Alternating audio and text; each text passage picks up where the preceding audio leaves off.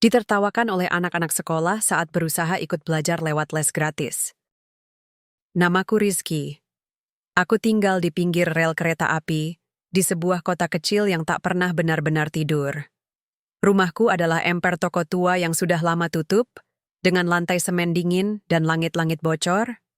Malam-malam seperti ini, angin, menusuk tulang, tapi aku terbiasa. Selimut satu-satunya adalah koran bekas yang kukumpulkan setiap hari. Aku seorang penjual koran. Usiaku baru 14 tahun, tapi rasanya seperti sudah hidup 10 kali lebih lama. Ibuku meninggal saat melahirkanku, dan ayahku, entahlah. Orang bilang dia kabur, tapi aku tidak pernah tahu pasti. Sejak usia 8 tahun, aku mulai berjalan dari stasiun ke terminal, menjual koran sambil mengais rejeki. Aku tidak punya sekolah, tidak ada ijazah, tapi aku suka membaca. Setiap lembar koran yang tersisa, setiap buku bekas yang kutemukan di tong sampah atau di pasar loak, selalu kubaca. Aku bisa menghafal isi berita politik, ekonomi, bahkan artikel ilmiah yang dibahas dalam bahasa rumit. Banyak orang tertawa ketika aku mencoba ikut les gratis di pos ronda dekat masjid. Kamu ini penjual koran, mana mungkin bisa ngerti pelajaran berat? Kata mereka. Aku hanya menunduk, lalu pulang. Tapi di hatiku, aku bersumpah. Suatu hari aku akan membuat sesuatu yang tidak bisa mereka abaikan.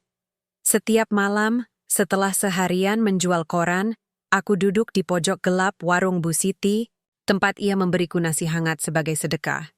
Ia baik padaku. Meski kadang heran melihatku asyik dengan layar HP pinjaman Pak Harun, tukang ojek langganan yang sering membeli koranku. Rizky, kamu jangan terlalu banyak mimpi, katanya suatu hari. Kamu anak jalanan. Mimpimu harus realistis. Tapi, aku percaya, impian tidak harus besar untuk bisa berdampak besar. Aku mungkin hanya penjual koran. Tapi suatu hari, dunia akan tahu apa yang bisa kulakukan. Setiap malam, setelah koran habis terjual dan langit dipenuhi bintang, aku kembali ke tempatku tidur, sebuah pojok sempit di antara tumpukan karton bekas. Aku menyusunnya seperti rumah kecil, dengan atap dari plastik biru yang kubeli dari uang hasil jualan minggu lalu. Tempat ini mungkin tidak layak disebut rumah, tapi untuk ukuran anak jalanan sepertiku, ini adalah istana. Aku selalu membawa pulang 1 atau 2 buku bekas yang kutemukan di pasar loak atau diberikan oleh orang baik. Malam itu, aku sedang membaca buku tentang komputer. Bukan buku tebal, hanya panduan dasar membuat program sederhana. Aku tidak mengerti banyak kata di dalamnya, tapi aku mencoba memahami gambar dan diagramnya. Di pojok halaman, ada kode-kode aneh yang tampak seperti sandi rahasia. Aku mulai menulis catatan kecil di selembar kertas buram. Kalau bisa bikin aplikasi, mungkin aku bisa bantu anak-anak lain belajar tanpa harus sekolah. Ide itu muncul, begitu saja, seperti bisikan angin malam. Tapi begitu keluar dari pikiranku, rasanya nyata. Sangat nyata. Keesokan paginya, saat sedang menjajakan koran di depan stasiun, aku melihat beberapa anak seusiaku berjalan sambil membawa tas sekolah. Mereka tertawa, bercanda, dan sesekali melirik ke arahku. Aku tahu pandangan mereka, pandangan yang penuh rasa kasihan sekaligus penghinaan. Ada yang meledek, penjual koran, jangan mimpi bisa masuk sekolah elit. Aku tersenyum kecut, aku sudah biasa. Tapi kali ini, aku punya jawaban di hati. Mungkin aku tidak punya sekolah, tapi aku punya mimpi. Saat pulang siang hari, aku bertemu Bu Siti di warungnya. Ia sedang menyiram tanaman dan menyambutku dengan senyum ramah. "Kamu capek, Nak?" tanyanya. Aku menggeleng. Tidak juga, cuman ingin cepat malam supaya bisa baca lagi. Bu Siti terdiam sejenak, lalu berkata, "Rizky, kamu itu pintar, tapi kamu harus realistis. Dunia ini tidak mudah untuk anak seperti kamu." Aku menunduk. "Tapi Bu, kalau saya bisa bikin sesuatu yang berguna, mungkin dunia akan lihat saya. Bukan sebagai penjual koran, tapi sebagai seseorang yang bisa ubah sesuatu." Bu Siti tidak menjawab. Ia hanya menggeleng pelan, lalu kembali menyiram bunga. Tapi matanya basah. Malam itu, aku terus menulis ide-ideku di selembar kertas. Aku bahkan mulai membuat sketsa sederhana sebuah aplikasi, sesuatu yang bisa digunakan anak-anak seperti aku untuk belajar meskipun tidak punya HP mahal atau akses internet. Aku tidak tahu apakah itu mungkin, tapi aku percaya, jika Tuhan memberiku otak, maka pasti ada tujuan besar di balik semuanya, dan aku akan terus berjuang, walau hanya di atas karton bekas.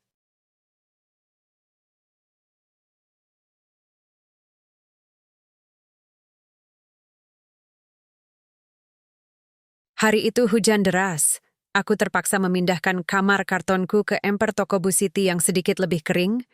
Tubuhku basah, koranku selamat karena kututup plastik, tapi HP pinjaman Pak Harun rusak, terkena percikan air saat aku coba menghubungi. Andika, siapa Andika? Ia seorang mahasiswa informatika dari kampus kecil di dekat terminal. Kami pertama kali bertemu 2 minggu lalu, saat ia membeli koranku dan melihat buku bekas yang kubawa. Ia menawarkan makan siang dan mulai ngobrol panjang denganku. Ia heran bagaimana aku bisa membaca artikel tentang pemrograman dasar, apalagi menjelaskannya nggak bisa sederhana. Kamu pernah belajar komputer? Tanya Andika waktu itu. Aku geleng. Cuma baca-baca buku bekas. Banyak yang tidak saya mengerti, tapi saya coba. Andika tertawa kecil. Kamu ini beda, Rizky. Serius. Sejak hari itu, kami jadi sering bertemu. Kadang ia membawaku ke warnet untuk lihat-lihat laptop. Kadang ia memberiku buku pelajaran atau tutorial online.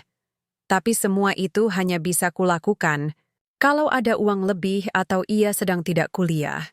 Dan malam ini, Andika datang lagi, dengan sesuatu yang membuat jantungku berdebar. Ini, katanya sambil menyerahkan sebuah laptop tua. Milik omku. Dia bilang kamu boleh pakai selama kamu janji akan belajar sungguh-sungguh. Aku menerima laptop itu seperti menerima hadiah dari langit. Layarnya gores, keyboardnya ada yang copot, tapi masih hidup. Aku tersenyum lebar. Terima kasih, Kak. Andika. Saya janji, saya akan manfaatkan ini sebaik mungkin. Malam itu, aku tidak tidur. Dengan nyalakan senter HP sebagai penerangan, aku mulai mengetik. Aku buka browser, cari tutorial bahasa pemrograman dasar. Aku install aplikasi text editor. Aku coba tulis baris pertama, kode print. Hello world! Sederhana, tapi rasanya seperti aku baru saja membuka pintu rahasia menuju dunia baru. Aku tidak tahu apa artinya semua ini, tapi aku yakin, ini adalah awal dari sesuatu yang besar. Sesuatu yang mungkin bisa mengubah hidupku, dan juga hidup banyak orang.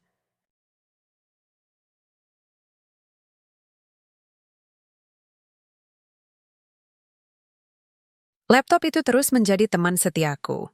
Setiap hari, aku berusaha mempelajari lebih banyak hal tentang pemrograman.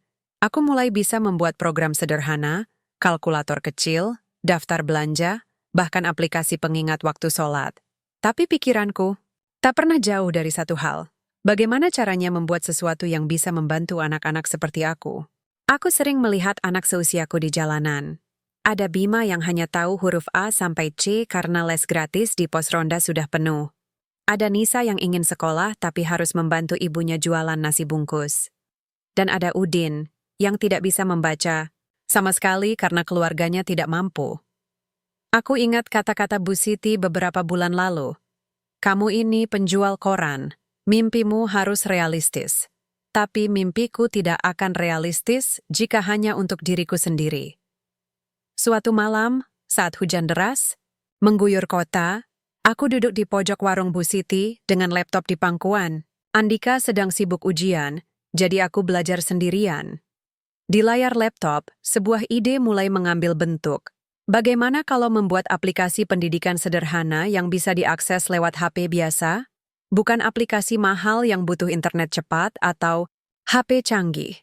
Tapi sesuatu yang bisa digunakan oleh siapa saja, bahkan dengan HP jadul dan kuota seadanya. Aku mulai mencatat ide-ideku. Anak jalanan tidak punya akses internet. Jadi aplikasi ini harus bisa bekerja secara offline. Jika mereka punya HP, cukup SMS atau simpan materi dalam format teks. Materi pelajaran dibuat sederhana, matematika dasar, membaca, menulis, dan soal latihan. Aku tidak tahu apakah semua ini bisa berhasil, tapi aku mulai mencoba membuat kerangka aplikasi sederhana. Dengan bantuan tutorial online dan trial error berjam-jam, aku berhasil membuat sistem menu awal. Aku beri nama Pintu, singkatan dari pendidikan terbuka. Pertama kali, aplikasi itu masih sangat sederhana. Hanya menampilkan teks dan soal, pilihan ganda. Tapi rasanya seperti aku baru saja menciptakan sesuatu yang hidup. Aku tersenyum sendiri, melihat baris-baris kode di layar. Aku belum tahu apa reaksi orang lain, tapi aku yakin ini adalah langkah pertama menuju impian yang dulu hanya angan-angan di atas karton bekas. Dan suatu hari nanti, dunia akan tahu bahwa seorang penjual koran pun bisa menciptakan harapan. Setelah beberapa minggu berkutat dengan kode dan ide, akhirnya aku menyelesaikan versi awal aplikasi Pintu. Tampilannya sederhana, bahkan bisa dibilang jelek. Tapi fungsinya ada, bisa menampilkan materi pelajaran dasar dan soal latihan. Aku uji coba di HP pinjaman Pak Harun, dan ternyata berjalan.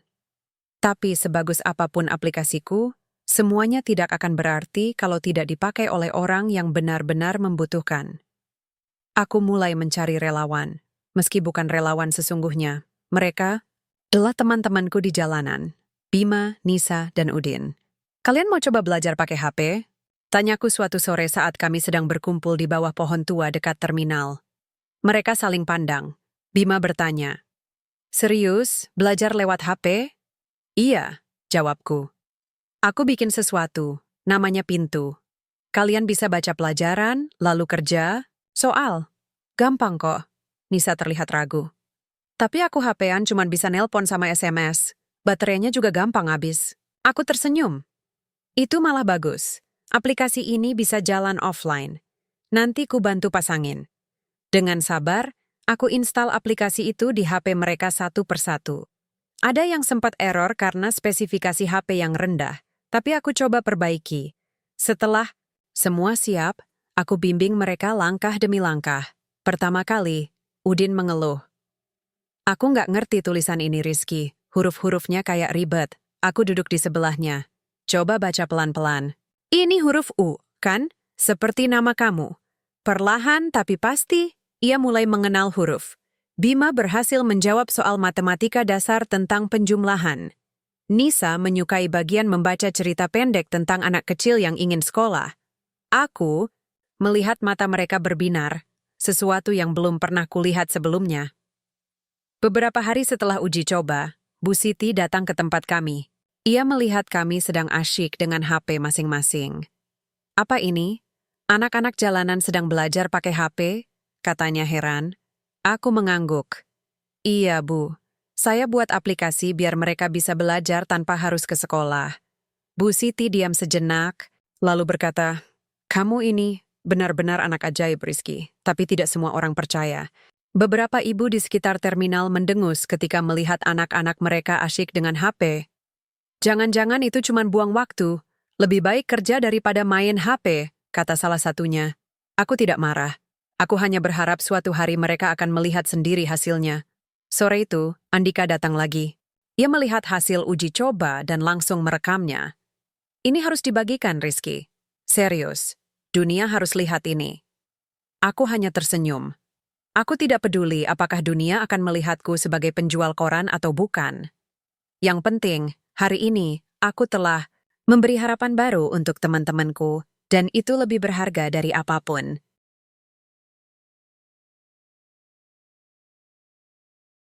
Video uji coba Andika ternyata benar-benar menyebar. Aku tidak tahu bagaimana bisa sampai ke banyak orang, tapi seminggu setelah ia mengunggahnya ke media sosial, tiba-tiba saja hidupku berubah. Aku menerima notifikasi dari HP pinjaman Pak Harun, yang biasanya hanya berisi iklan dan SMS pulsa, kini penuh dengan pesan masuk. "Kamu siapa? Di mana kamu sekarang? Aku salut sama kamu, bisa ngajarin anak jalanan lewat HP. Ini harus diterusin, kamu punya misi besar. Penjual koran." Bikin aplikasi edukasi luar biasa. Aku baca semua pesan itu sambil duduk di emper toko Bu Siti. Laptop tua menyala di pangkuan. Aku tidak percaya. Orang-orang mulai menyebutku jenius jalanan atau penjual koran yang cerdas. Ada juga yang menyarankan aku untuk ikut program bantuan pendidikan atau beasiswa. Tapi tidak semua komentar baik. Ada yang bilang, hoax, pasti dibuat-buat sama relawan biar viral. Yang lain menulis, anak jalanan bikin aplikasi? Nggak mungkin. Pasti ada yang bantu dari belakang. Aku tidak marah. Aku malah senang. Setidaknya mereka membicarakanku. Artinya, ide ini mulai menyebar. Beberapa hari kemudian, Andika datang lagi. Wajahnya tampak lebih serius dari biasanya. Rizky, kamu harus siap. Ini bukan cuma video biasa. Netizen Indonesia ramai. Bahkan beberapa selebritas mulai retweet. Kamu akan kok jadi sorotan. Aku geleng pelan. Aku tidak cari terkenal, Kak. Aku hanya ingin anak-anak bisa belajar. Andika tersenyum. Tapi kadang, kalau kita melakukan sesuatu yang benar, dunia akan menemukan kita sendiri. Benar saja, beberapa hari setelah itu, Bu Siti memberiku koran pagi dengan headline besar. Penjual koran ciptakan aplikasi edukasi anak jalanan. Di bawahnya ada fotoku saat sedang menjelaskan pintu kepada Bima dan Udin. Aku tidak sadar kalau Andika sempat memotretnya. Warga sekitar mulai melihatku dengan pandangan berbeda. Ada yang penasaran, ada yang bangga, ada juga yang masih meragukan. Tapi yang pasti, mereka mulai mendengarkan. Sore itu, Pak Lurah datang ke warung Bu Siti. Ia membawa surat resmi dari pemerintah daerah. Katanya, mereka tertarik dengan kisahku dan ingin membantuku mengembangkan pintu. Kami ingin kamu presentasi di forum pendidikan daerah, katanya ramah. Aku diam sejenak, lalu berkata pelan, saya akan pertimbangkan, asal tidak jadi alat politik. Ia tersenyum. Kamu ini memang beda, Rizky. Aku tidak tahu apa yang akan terjadi selanjutnya. Tapi satu hal yang pasti, mimpi yang lahir di atas karton bekas itu perlahan mulai menyentuh langit, dan dunia mulai mendengar suaraku. Aku masih ingat hari itu seperti mimpi. Aku sedang membersihkan karton tempat tidurku yang mulai rusak karena hujan semalam saat Andika datang dengan wajah berbinar. Rizky, kamu dipanggil ke luar negeri. Aku mengernyit. Kemana? Konferensi internasional di Kuala Lumpur. Mereka ingin kamu bicara tentang pintu. Aku terdiam, tidak tahu harus merasa bangga atau takut. Aku hanya seorang penjual koran, anak jalanan. Sekarang aku diminta untuk berbicara di hadapan orang-orang penting dari seluruh dunia? Andika melanjutkan, mereka lihat videomu. Ada lembaga pendidikan internasional yang tertarik. Kamu bisa jadi inspirasi banyak orang. Aku menunduk. Tapi, saya tidak bisa bahasa Inggris. Saya tidak punya paspor. Andika menyela. Semua akan dibantu. Tiket, visa, penerjemah. Tapi satu hal, mereka ingin kamu sendiri yang bercerita. Asli, tanpa diubah-ubah. Aku menghela napas panjang. Aku tidak pernah membayangkan hidupku sampai di sini. Dari menjual koran di jalanan, kini aku ditawarkan kesempatan untuk berdiri di panggung dunia. Beberapa hari kemudian, surat resmi tiba. Logo konferensi itu tercetak jelas, Global Innovation in Education Forum 2025. Di dalamnya ada undangan resmi atas nama Rizky, tanpa embel-embel gelar atau jabatan. Hanya namaku. Bu Siti meneteskan air mata saat membacanya. Anak emper toko. Ini akalakit luar negartan ni katanya pelan. Pak Muharun tersenyum lebar. Wah, nanti kalau kamu jadi orang besar, jangan lupa kami ya, Nak. Aku tersenyum, tapi hatiku gugup. Aku tidak takut terbang. Aku takut gagal di sana. Takut dilihat sebagai anak miskin yang mencoba menjadi lebih dari dirinya. Namun, aku ingat kata-kataku sendiri. Jika Tuhan memberiku otak, pasti ada tujuan besar di balik semuanya. Dan meski aku tidak punya kursi kuliah atau dasi, aku punya cerita. Nyata. Aku punya pintu. Dan aku akan membawa harapan ribuan anak jalanan Indonesia ke sana, ke panggung dunia.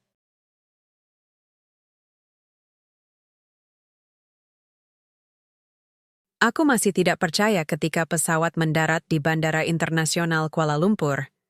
Dari jendela kecil kaca, aku melihat landasan pacu yang luas dan gedung-gedung tinggi yang terlihat seperti menembus awan. Ini pertama kalinya aku naik pesawat. Aku duduk di sebelah Andika. yang sejak tadi terus menjelaskan apa yang akan terjadi besok di konferensi.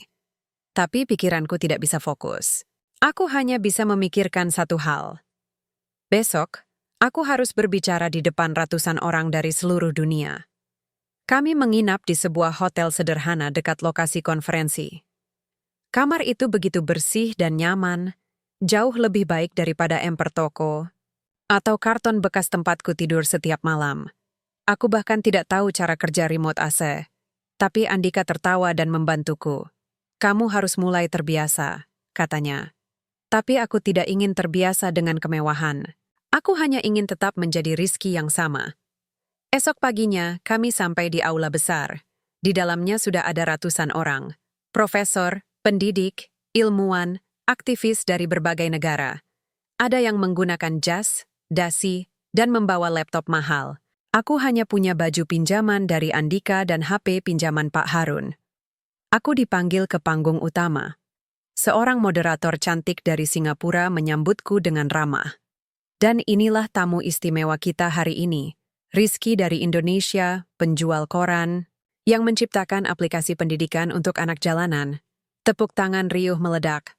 Aku berjalan menuju mikrofon. Jantungku berdebar keras. Aku lihat layar besar di belakangku menampilkan fotoku, foto Bima, Nisa, Udin, dan tampilan awal pintu. Moderator bertanya, Rizky, bisakah kamu ceritakan kisahmu? Bagaimana kamu membuat aplikasi ini? Aku menarik napas panjang, lalu mulai bicara. Aku lahir sebagai anak yatim piatu. Aku tidak pernah merasakan bangku sekolah. Aku hanya penjual koran. Tapi aku percaya bahwa setiap anak berhak belajar, meskipun tidak punya uang atau akses. Itulah sebabnya aku membuat Pintu. Aplikasi sederhana, tapi bisa membantu ribuan anak seperti aku. Aku menjelaskan bagaimana aku memulainya dari karton bekas, dari buku-buku pasar loak, dari HP rusak yang kuperbaiki sendiri. Aku ceritakan tentang Bima yang akhirnya bisa membaca, Nisa yang semangat belajar soal matematika, dan Udin yang sekarang bisa menulis namanya sendiri. Aku bicara dalam bahasa Indonesia, tapi ada penerjemah yang menerjemahkan semua kata-kataku ke dalam bahasa Inggris secara langsung. Setiap kalimatku disambut tepuk tangan. Beberapa orang meneteskan air mata, yang lain mengambil foto. Dan ada juga yang langsung mencatat ide-ide mereka sendiri. Saat aku turun dari panggung, banyak orang datang menghampiriku. Ada yang menyalami tangan. Pesawat mendarat pelan di Bandara Soekarno-Hatta. Aku menatap keluar jendela, melihat tanah air yang sempat terasa asing setelah beberapa hari di luar negeri. Langit biru menyambutku seperti sahabat lama. Aku pulang. Tapi aku bukan Rizky yang sama seperti sebelum berangkat. Saat keluar dari terminal kedatangan, Andika sudah menunggu. Di belakangnya, Bu Siti dan Pak Harun tersenyum lebar.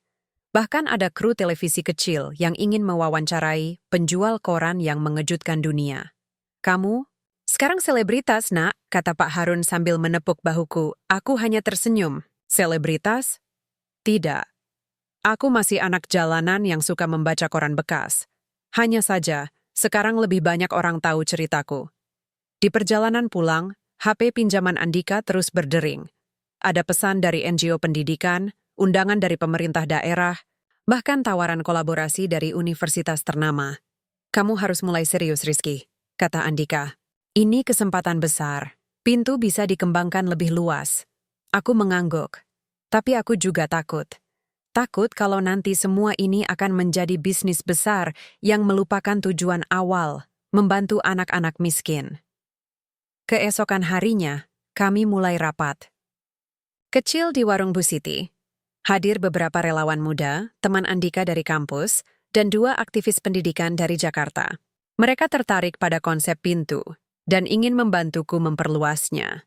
Salah satu dari mereka, seorang wanita bernama Mira, berkata, "Kami bisa bantu kamu bikin tim pengembang, tapi kamu juga perlu legalitas. Bisa bentuk komunitas atau yayasan." Aku diam. Aku tidak tahu apa-apa tentang itu. Yang aku tahu hanyalah bagaimana membuat aplikasi sederhana dan membantu Bima, Nisa, Udin, dan teman-temannya belajar. Andika menepuk bahuku lagi. Jangan khawatir. Kami akan bantu. Kamu tinggal fokus pada visimu. Tapi tidak semua yang datang adalah orang baik. Beberapa hari kemudian, seorang pria berjas datang ke warung Bu Siti.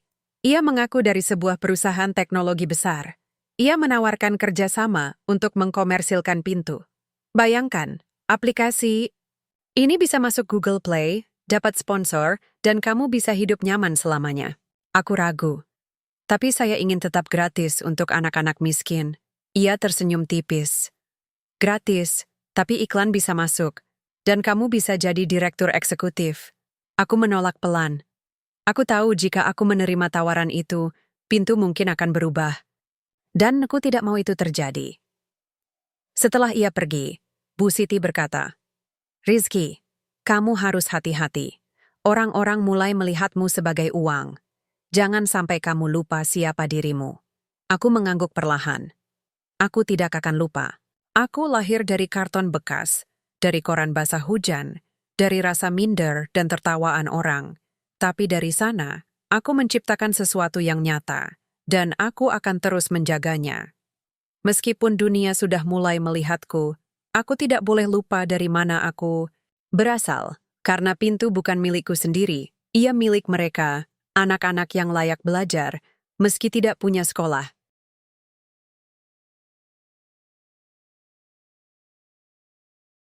Beberapa tahun telah berlalu sejak hari itu, hari di mana aku, seorang penjual koran tanpa sekolah formal, berdiri di panggung dunia. Banyak hal yang berubah, tapi ada satu hal yang tidak pernah berubah. Aku tetap Rizky, anak jalanan yang percaya bahwa pendidikan adalah hak semua orang. Pintu kini sudah digunakan oleh lebih dari 100.000 anak di seluruh Indonesia. Bahkan beberapa negara tetangga mulai tertarik untuk menerapkannya. Aplikasi itu terus berkembang, tapi tetap sederhana, tetap gratis, dan tetap bisa diakses dengan HP biasa, bahkan tanpa internet cepat. Aku dan tim kecil kami mendirikan komunitas bernama Anak Nusantara, sebuah gerakan yang fokus pada pendidikan alternatif dan teknologi inklusif. Kami mengajarkan anak-anak jalanan, anak desa, dan keluarga kurang mampu untuk belajar lewat pintu, serta memberikan pelatihan dasar penggunaan teknologi. Kami juga membuat pusat pembelajaran kecil di beberapa wilayah, tempat anak-anak bisa datang, membaca buku, menggunakan laptop bekas yang kami kumpulkan, dan belajar bersama relawan muda. Tapi hidup tidak pernah benar-benar mudah. Ada saat-saat di mana aku hampir saja menyerah. Tekanan media, godaan bisnis besar, bahkan ancaman dari oknum yang ingin mencuri ide pintu. Ada waktu ketika aku merasa lelah, ingin kembali menjadi penjual koran biasa, tanpa beban tanggung jawab besar di pundak. Namun setiap kali aku melihat Bima, Nisa, dan Udin, yang kini sudah bisa membaca dengan lancar, menulis cerita, bahkan mulai bermimpi tentang masa depan, aku ingat mengapa aku memulai semua ini. Dan itulah sebabnya, meski banyak tawaran untuk pindah ke Jakarta atau hidup lebih nyaman, aku memilih tinggal di desa kecil tempat semuanya bermula. Di sini, aku bisa tetap dekat dengan mereka. Mereka yang menjadi alasan pintu lahir. Beberapa bulan lalu, aku menyelesaikan tulisan pertamaku, bukan kode program, tapi kata-kata. Memoir yang aku beri judul, Dari Jalanan Menuju Dunia. Aku tulis di atas meja kayu tua, di dalam ruangan kecil yang dulu hanya gudang kosong.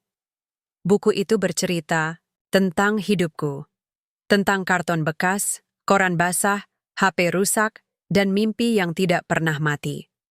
Buku itu bukan untuk dipuji. Buku itu untuk mereka yang merasa tidak punya kesempatan. Untuk mereka yang ditertawakan karena berani bermimpi, karena aku ingin mereka tahu bahwa kamu tidak perlu lahir kaya, bahwa kamu tidak harus punya ijazah, bahwa kamu tidak harus berbicara dengan bahasa asing untuk bisa berarti. Aku mungkin hanya penjual koran. Tapi hari ini, aku percaya, aku telah meninggalkan sesuatu yang abadi. Sebuah pintu harapan untuk siapa saja yang ingin membukanya.